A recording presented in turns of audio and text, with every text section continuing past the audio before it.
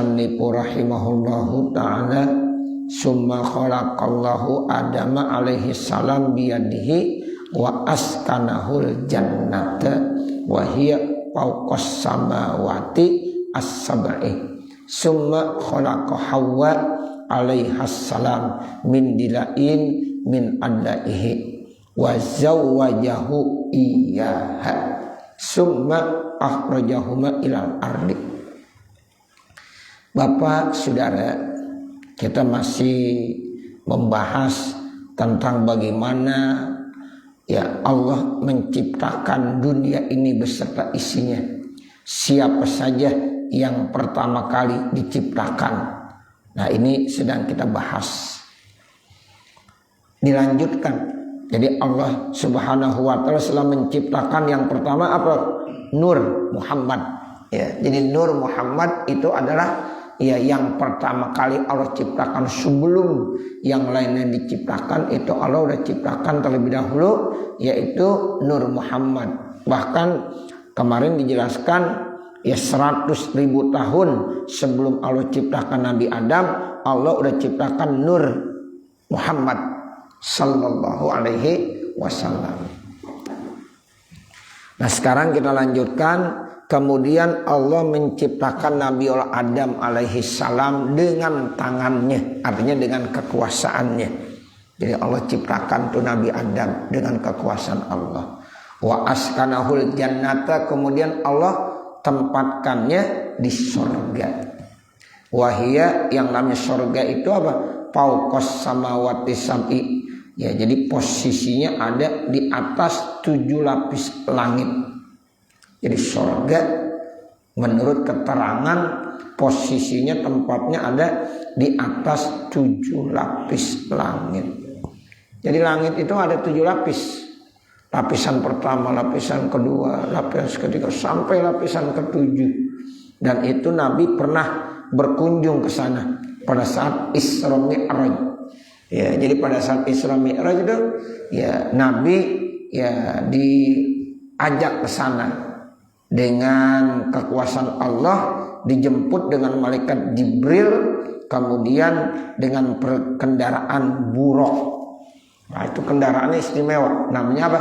Buraq. Yang nemenin juga istimewa, yaitu jenderalnya para malaikat Jibril alaihissalam. Jadi posisi surga itu adanya di atas 7 lapis langit yang 7. Summa khalaqa Hawa, kemudian Allah ciptakan Hawa. Nah, setelah Allah ciptakan Adam, Allah ciptakan Siti Hawa. Jadi kalau ya Nabi Adam jenis kelaminnya laki-laki, kemudian karena Allah memang selalu menciptakan ya semua makhluknya berpasang-pasangan, lalu Allah ciptakan lagi namanya Hawa, jenis ya kelaminnya perempuan. Ada langit, ada bumi, ada siang, ada malam. Ya, itu makanya ada Adam, ada Hawa. Itu dengan kekuasaannya Allah. Ya. Dari apa Allah ciptakan Siti Hawa? Min dilain min adlaihi, dari rusuknya Nabi Allah Adam alaihissalam. Satu keterangan dijelaskan bahwa Adam ya itu lagi tidur, tiba-tiba tulang rusuk yang sebelah kiri diambil satu. Dari tulang rusuk sebelah kiri itulah diciptakan sosok manusia, yaitu yang bernama Hawa, seorang perempuan yang sangat cantik. Ya, itu dari tulang rusuk Nabi Adam. Makanya orang laki itu tulang rusuknya yang kanan sama yang kiri beda. Yang kiri kurang satu. Ya, nanti bisa disempurnakan kalau dia udah punya istri. Nah, kalau seorang laki-laki punya istri, berarti sempurna lagi tulang rusuknya, begitu. Kalau belum punya istri, berarti belum sempurna. Jadi yang belum, udah nikah. Ya. Nah, begitu. Ya. Tapi kalau udah jangan nambah lagi, cukup satu aja. Entah kelebihan tulang rusuknya. Alhamdulillah. Iya. Tapi udah semua alhamdulillah ya. Ya alhamdulillah. Ini namanya sunnah Rasul. Jadi orang menikah itu karena menjalankan sunnah Rasul. Itu. Jadi kata Nabi, an-nikahu sunnati faman raghiba an sunnati falaysa minni. Jadi nikah itu sunnahku. Makanya kalau ada orang laki menjalankan sunnah Nabi, yaitu melaksanakan nikah, itu ganjaran pahalanya besar. Bukan semata-mata ngikutin hawa nafsu, bukan. Jadi ibadah, karena memang perintah Allah. Ya, laki mencintai perempuan. Caranya bagaimana? Dengan menikah, sehingga halal, hubungannya halal. Jangan kayak ayam, ya ayam jago demen sama yang perempuan, ya dekat, ya kawin ya, nggak mau nikah. Nah begitu. Kalau kita manusia harus menikah dulu. Kalau nggak menikah, kumpul, namanya kumpul ayam, kumpul kebo. Tapi yang disebut kumpul kebo, ya. Entah, padahal kita belum pernah lihat kebo kumpul bagaimana ya. Kalau ayam sering nggak? Sering ya. Ayam pagi-pagi, kalau yang punya ayam banyak tuh kadang-kadang pagi-pagi ya udah pada kawin dia. Nah begitu ya. Jadi kalau manusia ya itu ada aturan mainnya. Jadi ibadah. Nah begitu, makanya di surga udah diciptakan tuh ada Adam, ada Hawa. Kenapa? Karena memang Allah tahu ya makhluknya diciptakan selalu berpasang-pasangan. Laki cinta sama perempuan, perempuan cinta sama laki-laki. Nah ini sekarang aneh, laki demen sama laki. Ini repot nih, hati-hati. Jangan masa laki-laki cinta sama laki-laki. Ya, jadi repot ntar. Ya, jadi nggak boleh. Hukumnya haram. Ya Allah udah ajarkan tuh. Ya, jadi yang normal tuh manusia laki ya cinta sama perempuan, perempuan cinta sama laki. Nah bagaimana cara menghalalkannya? Yaitu dengan cara menikah. Ya. Itu contohnya Allah udah ciptakan Adam ya, lalu Hawa. Wa zawwajahu iyyaha. Lalu Allah nikahkan Nabi Adam dengan Siti Hawa. Jadi Allah nikahkan tuh Adam kepada Hawa. Lah di sorga aja pakai nikah, bayangkan coba. Ya, di sorga itu kan suci, segalanya boleh, apa saja yang dilakukan boleh. Tapi Adam ya dengan Hawa nggak boleh melakukan hubungan sebelum terjadi pernikahan. Tuh, jadi pernikahannya di mana? Di sorga. Nabi Adam dinikahkan dengan Siti Hawa di sorga. Tuh begitu. Emang benar kita di sorga kan enak tuh. Nabi Adam tuh Masya Allah diberikan fasilitas macam-macam, apa saja dikasih di dalam sorga. Tapi Nabi Adam kagak betah juga. Kenapa emang yang gak betah? Satu sendirian. Seneng sendirian enak gak? Kagak enak. Perlu ada pasangan. Makanya Allah tahu tuh, Allah ciptakan Siti Hawa. Tuh begitu. Apalagi di dunia lagi musim hujan begini, tanya tuh Robi. Ya gimana Robi? Ya. Iya. Musim hujan Robi pas bener udah ya. Gitu. Ya. Berkah ya. Berkah ibadah masalahnya. Ya, ibadah. Jadi ibadah. Nah, ini. Jadi namanya kita sudah melaksanakan perintah Rasul ya, makanya Allah nikahkan tuh Nabi Adam dengan Siti Hawa. Di sorga itu ada yang namanya pernikahan. Jadi pernikahan pertama yang dilakukan oleh manusia itu ternyata di dalam sorga. Siapa itu? Orang tua kita Abul Bashar, bapaknya manusia, ibunya manusia, yaitu Adam dengan Hawa. Tuh dinikahkan di dalam sorga. Summa akhrajahuma ilal ardi. Kemudian dua-duanya dikeluarkan ke bumi. Kenapa dikeluarkan? Lama agwahum iblisu laknatullah, tatkala mereka tergoda bujukan iblis laknatullah. Jadi cerita singkatnya kalau kita baca Al-Quran tuh ya, Allah setelah ya menciptakan Adam dengan Hawa, silahkan ya gunakan fasilitas yang ada di dalam surga, apapun ya boleh dimanfaatkan, yang boleh dimakan makan semuanya, yang boleh diminum minum semuanya. Cuma ada satu larangan, wala taqraba hadhihi syajarah fatakuna minal zalimin. Itu satu doang tuh. Allah bilang wala taqraba hadhihi syajarah, Adam, hai Hawa, jangan kamu dekatkan pohon ini. Jangankan kamu makan buahnya, deketin aja lo kagak boleh. Ini larangan. Leknya lenahi namanya, larangan. Jangan kamu dekatkan wahai Adam dan Hawa kepada pohon ini. Pohon itu ada buahnya, apalagi metiknya, mau makannya.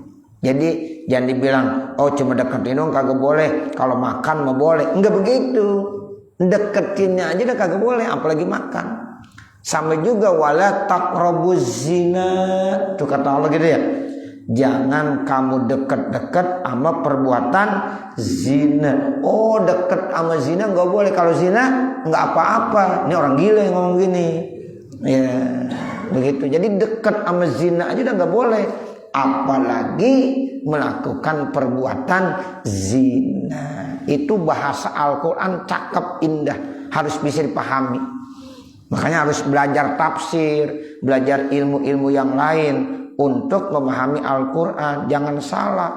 Jangan kamu makan daging babi, oh dagingnya nggak boleh, kalau tulangnya di sop boleh. Ini orang gila namanya. Ya, nggak belajar bahasa namanya. Iya. Daging disebut sama Allah, jangan makan lahmal khinzir, daging babi. Itu daging yang utama, apalagi yang lain-lain. Kulitnya, jeroannya, ya, terus apanya lagi, tulangnya. Nah, itu jelas ke bawah. Itu namanya min zikril ba'di wa iradatil kun. Itu kalau ilmu balaghah disebut bagiannya semuanya yang dimaksud. Tuh, jangan kamu deketan di pohon ini, pohon ini. Makan buahnya boleh enggak? Ya apalagi makan, deketinnya aja enggak boleh. Tuh begitu. Lalu iblis menggoda. Yang namanya iblis kerjaannya apa? Menggoda. Sejak di sorga tuh kerjaan iblis udah kagak bener. Ya, sejak di sorga udah begitu. Ya, di sorga aja masih berani tuh. Ya, kan Adam Hawa saat itu di sorga. Iblis memang udah diusir dari sorga, tapi dia masih bisa ya dengan mudahnya memasuki ruang-ruang celah-celah di sorga. Ya itu seperti itu. Sehingga masih bisa menggoda iblis. Ya masih bisa menggoda Adam dengan Hawa. Kata iblis, buatlah berita-berita hoak. Ya, kata iblis begini, ini pohon ya mantap. Kalau buahnya kamu makan, maka kamu akan kekal selama-lamanya. Wah, kamu jadi hebat, kamu jadi kuat, nggak akan mati-mati. Makanya disebutlah buahnya syajaratul khuldi, ya pohon khuldi. Padahal nggak ada syajaratul khuldi, nggak ada. Yang menyebut syajaratul khuldi siapa? Iblis. Berarti hoak nggak? Hoak. Nggak ada syajaratul khuldi, nggak ada. Tapi itu disebut-sebut sama iblis. Nah ini disebut pembohongan publik namanya. Gitu. Jadi iblis itu bohongin. Ya nggak ada yang namanya syajaratul khuldi. Ya begitu. Nah Adam tertarik, Siti Hawa tertarik. Akhirnya karena godaan rayuan terus menerus, ya dimakan juga itu pohonnya. Nah setelah dimakan, ya buah syajaratul khuldi, lalu terlucuti pakaiannya. Wa tafiqa yakhsifani min warakil jannah. Ya akhirnya Nabi Adam sama Siti Hawa pakaiannya terbuka semuanya, terlucuti, telanjang bulat. Disitulah baru Adam sama Hawa ya menyadari, saya sudah berbuat zolim, saya sudah berbuat salah. Kenapa? Ya saya udah makan nih pohon buah yang ada di pohon ini, yang kata iblis syajaratul khuldi, ternyata itu pembohongan saja. Ya begitu baru disadar. Setelah terlucuti pakaiannya, terbuka semuanya pakaiannya, malu dia. Akhirnya watopiko yahsifani mi warakil jannah, dia cepet-cepet ambil ya metik daun-daun yang ada di pohon tersebut untuk nutupin auratnya. Itu begitu. Warakil jannah itu artinya pohon ya ada daunnya tuh, daunnya dipetik. Ya kalau kata kita daun pisang, nah seperti itu dipetik, ditutupin. Ya kemaluannya tuh, auratnya, karena malu, karena terbuka semuanya. Baru saat itu disadar, Rabbana zolamna anfusana wa illam taghfir lana wa tarhamna lanakunanna minal khasirin. Itu aja Nabi Adam Siti Hawa baca, dan ini doa diabadikan di dalam Al-Quran. Makanya boleh kita baca. Kita kalau ya manusia yang senantiasa berbuat zalim, sering-sering baca ini, Rabbana zolamna anfusana wa illam taghfir lana wa tarhamna lanakunanna minal khasirin. Jadi kita akui bahwa kita banyak kesalahan kita zalim. Kalau seandainya nggak diampunin sama Allah, ya Allah, bagaimana? Kita mohon rahmat dan kasih sayang Allah biar supaya dapat ampunan dari Allah. Akhirnya Nabi Adam dengan Siti Hawa diampunin tuh, ya atas kesalahan yang pernah dilakukan. Cuma ada sanksinya, ya dikeluarkan dari surga. Dan ini memang sudah program Allah. Begitu. Kalau seandainya Nabi Adam dengan Siti Hawa tidak dikeluarkan dari surga, kita ada nggak? Kagak ada. Sebab Adam dan Hawa berhubungan selama di surga itu tidak melahirkan. Sebab surga itu bersih, nggak boleh tuh ada darah, nggak boleh, kotoran nggak boleh. Siti Hawa itu nggak pernah mengeluarkan darah haid selama di surga. Selama di surga Siti Hawa nggak pernah mengeluarkan darah haid. Itu mengeluarkan darah haidnya nanti setelah di dunia. Bahkan menurut informasi dari hadis, Siti Hawa itu pertama kali mengeluarkan darah haid pada hari Selasa. Hari Selasa. Tuh, makanya hari Selasa Yaumud Dam namanya, hari darah, hari berdarah. Kenapa? Karena katanya Siti Hawa ya keluar haidnya tuh pertama kali saat di dunia hari Selasa. Gitu.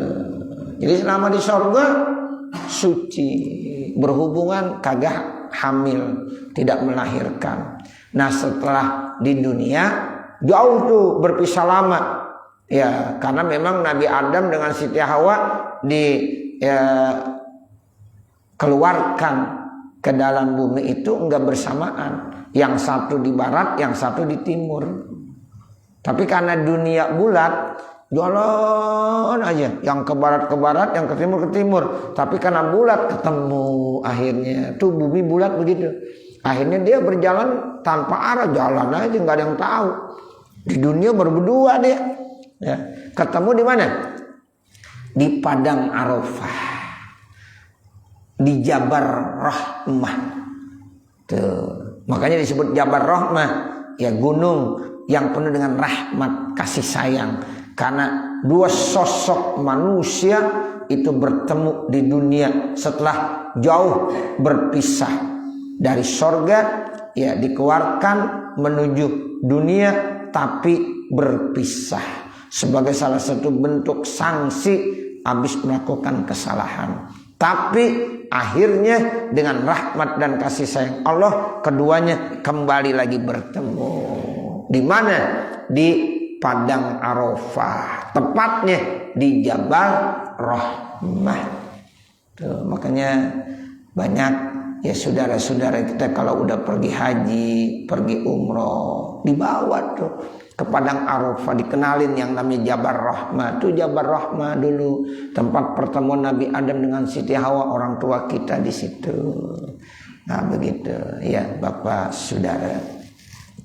Nah baru setelah ketemu ya dia suami istri, dia melakukan hubungan, baru keturunannya dapat, anaknya terus kembar, menikah lagi. Saudara bisa nikah saat itu, boleh. Di zaman Nabi Adam saudara sama saudara boleh menikah, laki perempuan, kakak beradik bisa menikah, masih saudara. Sebab enggak ya ada orang lain lagi. Kalau sekarang kakak adik boleh nggak menikah? Kagak boleh. Emang apa? Ya orang udah banyak. Iya orang udah banyak. Makanya syariat Nabi Muhammad ada istilahnya mahram. Orang-orang yang haram untuk dinikahi. Kalau saudara menikah ya dibolehkan. Saat ini salah dia hidupnya. Mestinya ya dia harus hidup di zaman Nabi Adam. Nah begitu. Makanya sekarang tuh ada mahram, orang yang haram untuk dinikahi. Ada ajnabi, orang lain yang halal untuk dinikahi. Jadi awalnya manusia cuma dua, Adam dengan Hawa.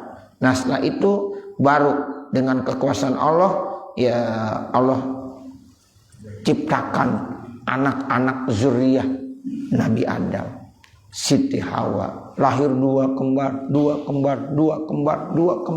laki perempuan, ya dinikahkan, ya nanti punya anak lagi kembar, dinikahin lagi, punya anak lagi kembar, dinikahin lagi, lama-lama sampai sekarang manusia ya banyak banget, ya itulah kekuasaan Allah Subhanahu wa Ta'ala. Jadi di sini dibilang setelah mereka Adam Hawa dibujuk dirayu oleh iblis laknatullah wa akala minasyajarati, lalu keduanya makan dari pohon allati nahahumallahu anha, yang dilarang oleh Allah Subhanahu wa ta'ala. Tsumma taba alaihima, kemudian Nabi Adam dan Siti Hawa bertobat, wa ghafara lahuma, lalu Allah ampunkan kesalahan keduanya.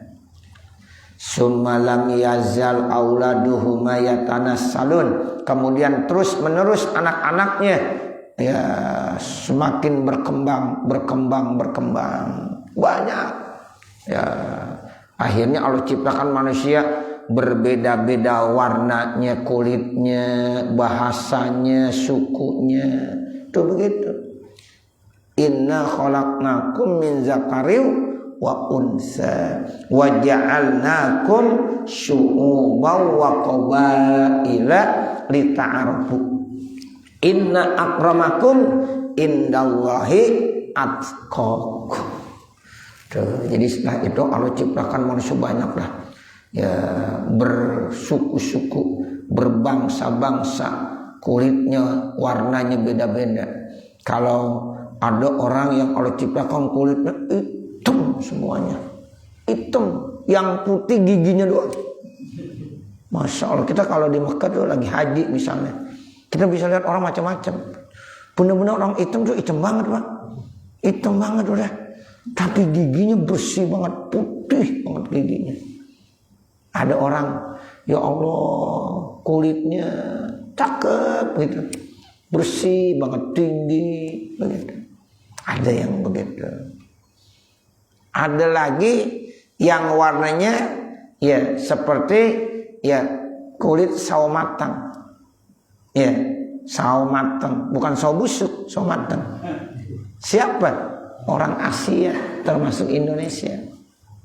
Orang Indonesia kan hitam kagak, putih kagak, kulitnya sawo mateng, ya, bukan sawo busuk ya.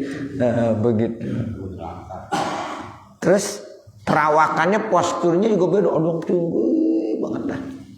Kalau orang Indonesia termasuk perawakannya nggak terlalu tinggi. Makanya kalau nyium Hajar Aswad gampang, dari kolong aja gitu. Ya, orang gede-gede banget. Ya, kita dari kolongnya aja. Tapi jangan salah cium, tak ketek orang dicium lagi.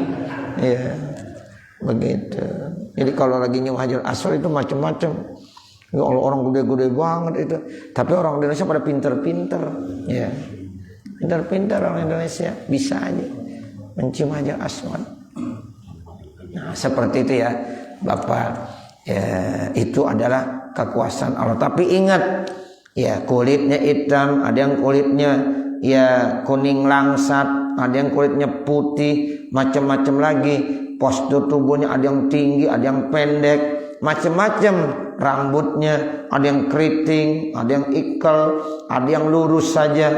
Tapi kata Allah, inna akramakum atqakum, sesungguhnya yang paling mulia di antara kamu adalah yang paling bertakwa kepada Allah Subhanahu wa ta'ala. Di siapa yang paling bertakwa, dia yang paling mulia. Mau orang Indonesia, mau orang Eropa, mau orang Australia, mau orang ya Timur Tengah, yang hitam kulitnya, yang putih kulitnya, yang kuning langsat dan lain dan sebagainya. Itu Allah kagak lihat kulitnya, warnanya, sukunya, bahasanya, tetapi yang Allah lihat ketakwaannya. Itu begitu. Jadi asalnya itu dari satu keturunan Nabi Adam dengan Siti Hawa. Faminhumul mu'minu, maka di antara manusia ada yang beriman, wa minhumul kafiru, ada yang kafir, wa minhumut ta'i'u, ada yang taat, wa minhumul asi, ada yang maksiat, wa minhumus syaqi, ada yang celaka, wa minhumus sa'idu, ada yang bahagia. Tuh, jadi dari sekian banyak manusia ada yang beriman, ada yang kafir. Gak bisa semuanya beriman, gak bisa. Itu udah sunnatullah. Ada orang beriman, ada orang kafir, udah sunnatullah. Nggak bisa kita bilang gimana sih supaya orang beriman semuanya. Susah. Memang begitulah kehendak Allah. Kalau Allah berkehendak bisa beriman semuanya. Sebab masalah iman kan hidayah dari Allah. Makanya kita nggak boleh menghina orang-orang kafir. Nggak boleh, walaupun dia orang kafir. Ya, kenapa? Mungkin saja kalau Allah kasih hidayah, orang kafir itu bisa aja masuk Islam. Bisa nggak kira-kira? Bisa. Tuh. Makanya kita nggak boleh menghina. Orang berbuat dosa, wah ente dosa mulu, dicela, dihina. Belum tentu. Mungkin aja siang ini dia berbuat dosa, malam dia taubat.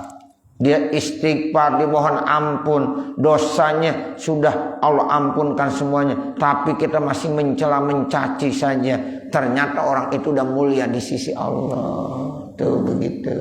Jadi tetap kita nggak boleh menghinakan orang lain. Kita saling menghormati. Makanya dalam agama la ikraha fiddin, tidak boleh memaksa dalam masalah agama. Cuma kita ngasih informasi, ngajak boleh, dakwah tentang kebaikan. Nih agama Islam ajarannya penuh dengan rahmat dan kasih sayang. Ya begitu. Tapi memaksakan orang untuk memeluk agama Islam enggak boleh. Karena itu hak azazi manusia. Begitu. Cuma kita sekedar menyampaikan, dan Nabi begitu menyampaikan. Ayo mudah-mudahan kalau tertarik masuk Islam. Nabi berdakwah dengan akhlak. Makanya banyak orang-orang kafir yang tertarik dengan akhlak Nabi. Akhirnya dia bilang asyhadu alla ilaha illallah wa asyhadu anna muhammadar rasulullah. Makanya kita dakwah begitu. Harus santun, penuh dengan rahmat dan kasih sayang Allah. Sehingga mudah-mudahan nanti mereka tertarik. Oh iya ya, ajaran Islam itu berarti enak, mulia, indah. Ya, ini kadang-kadang banyak orang-orang kafir yang kagak tahu, disangkanya Islam itu kasar, identitasnya itu kasar, identik dengan teroris. Ini kagak bener. Ini berarti ada orang-orang yang kagak suka dengan Islam. Dibilang Islam teroris. Padahal teroris nggak mesti Islam aja. Banyak orang-orang non muslim yang jadi teroris, banyak nggak? Banyak. Tuh, bahkan Islam itu rahmatan lil alamin. Nah seperti itu. Jadi ada yang beriman, ada yang kafir, ada yang taat, ada yang maksiat. Ini orang Islam aja macam-macam. Ada yang KTP-nya doang Islam, sembahyang kagak pernah. Ada. Ada juga yang sembahyang setahun 2 kali, Idul Fitri sama Idul Adha. Ada nggak Pak? Ada kadang-kadang.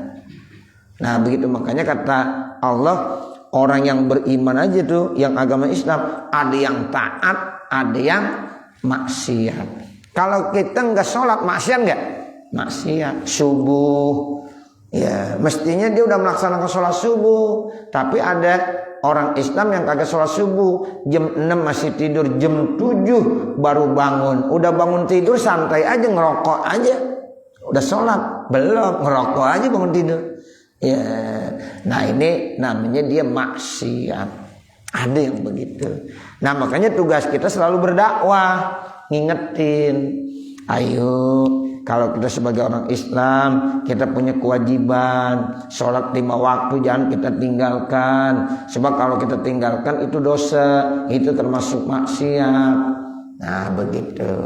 Kalau orang kafir kita kenalin, nih ajaran Islam begini, ya yang dibawa Nabi model seperti ini. Nabi mengajarkan akhlak yang mulia. Nah mungkin saja mereka tertarik, akhirnya mereka datang, Ustaz saya ada rencana pengen masuk Islam dah, bagaimana caranya? Gampang, nggak pakai bayar, enggak, cuma apa, baca 2 kalimat syahadat. Nah begitu, dipimpin dah, ayo baca asyhadu alla ilaha illallah wa asyhadu anna muhammadar rasulullah. Udah begitu doang caranya masuk Islam. Nah setelah dia mengucapkan 2 kalimat syahadat, kalau udah balik, udah sunat belum? Belum sunat.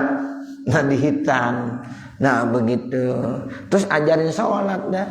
Ini sholat tiap hari 5 waktu. Ya jadi ajaran Islam itu mudah, gampang.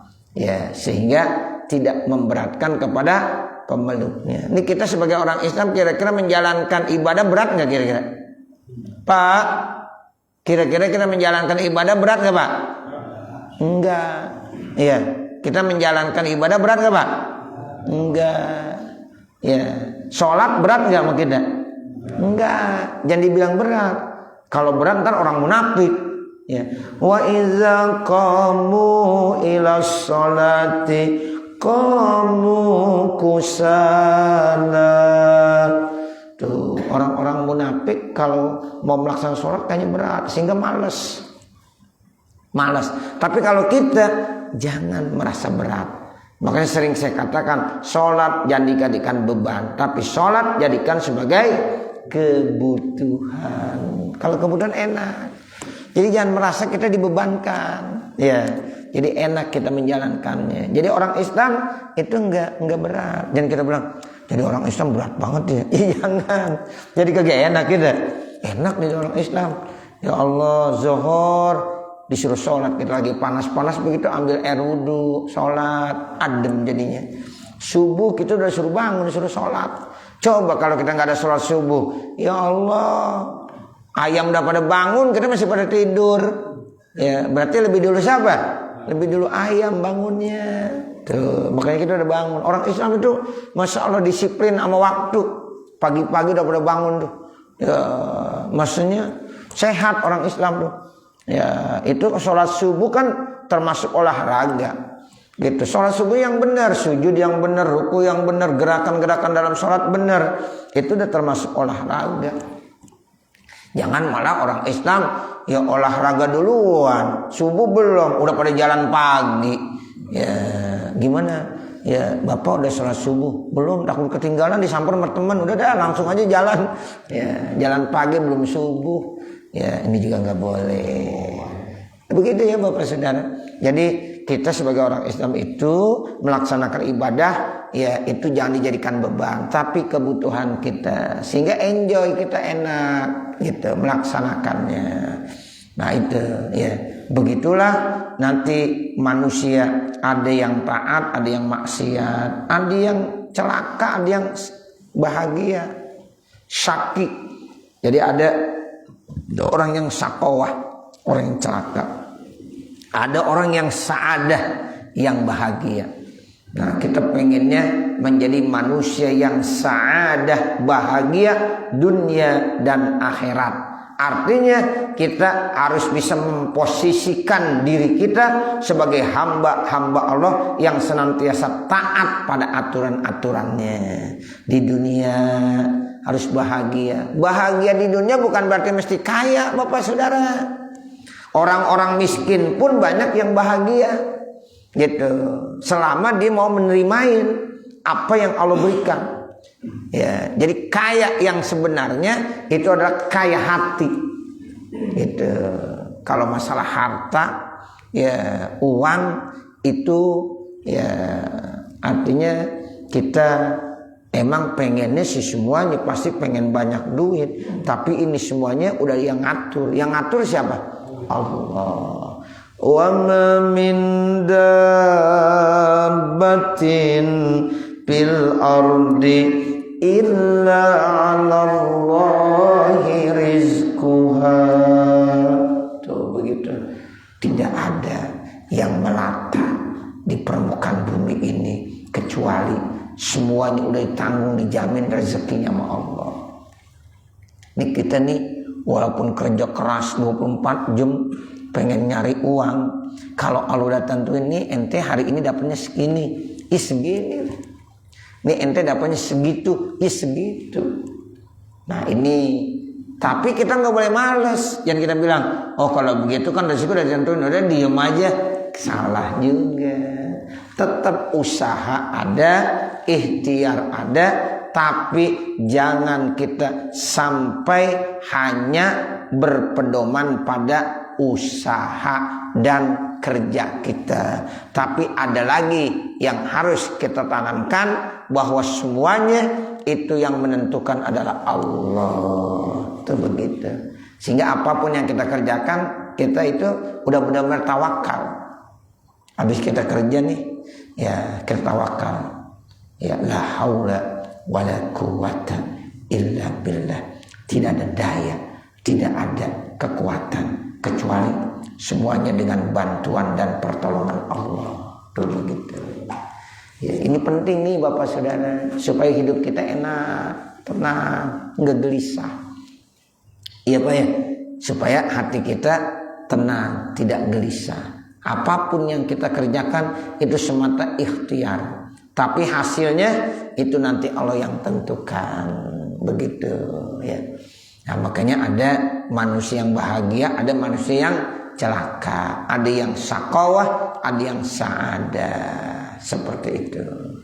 Nah nanti baru walam yazal nuru nabina. Nah nanti cahaya nabi ini, nur nabi yang udah diciptakan, ya nanti kemana? Nah nanti akan kita bahas kembali. Ya sampai sini dulu tandain. Ya sampai walam yazal nuru nabina. Mudah-mudahan apa yang kita baca ada manfaatnya. Sebelum ditutup dengan doa, saya berikan kepada Bapak Saudara waktu, kalau ingin ditanyakan dipersilahkan.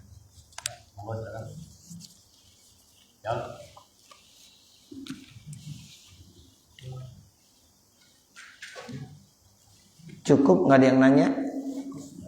Cukup. Baik ya. Ya.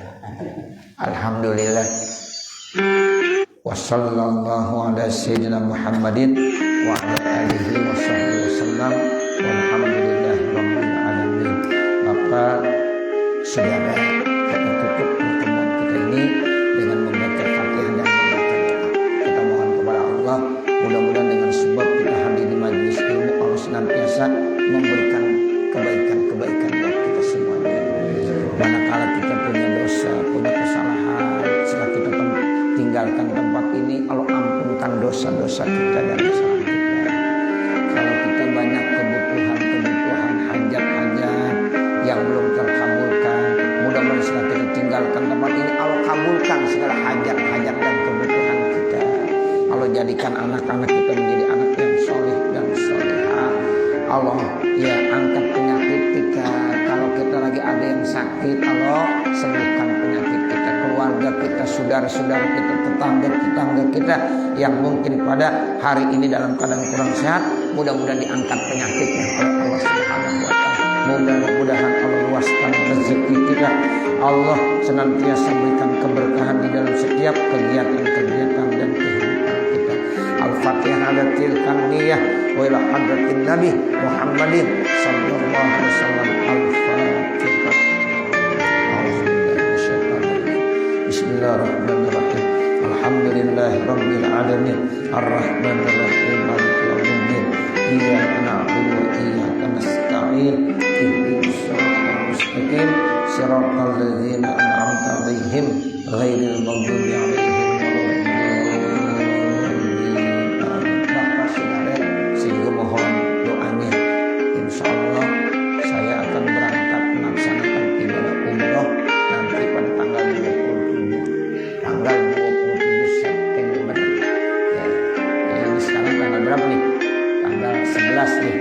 Insyaallah tanggal 27 September saya akan berangkat melaksanakan ibadah umroh ya bersama dengan jamaah. Mohon doanya supaya saya dikasih sehat, jamaah-jamaah dikasih sehat sehingga berangkatnya diberikan kelancaran dan kemudahan sampai pulang kembali. Ya. Mari sama-sama kita berdoa. Mudah-mudahan doa-doa kita dikabul ijabah oleh Allah Subhanahu wa taala. Bismillahirrahmanirrahim. Alhamdulillahirabbil alamin. Hamdan yuwaffi ni'amahu wa yukafi mazidah. Ya Rabbana lakal hamdu wa lakas syukru kama yanbaghi li jalali wajhikal karim wa li azimi sultani. Allahumma shalli ala sayyidina Muhammad wa ala ali sayyidina Muhammad. Allahumma inna nas'aluka ridhaka wal jannah wa na'udzubika min sakhatika wan nar. Allahumma shrah lana sudurana wa yassir lana umurana warham amwatana washfi mardana waqdi hawaijana wahdim bisolihati a'malana birahmatika ya arhamar rahimin. Rabbana atina fid dunya hasanah wa fil akhirati hasanah wa qina azabannar. Wa sallallahu ala sayyidina Muhammadin wa ala alihi wa sahbihi wasallam walhamdulillahi rabbil alamin. Wassalamualaikum warahmatullahi wabarakatuh.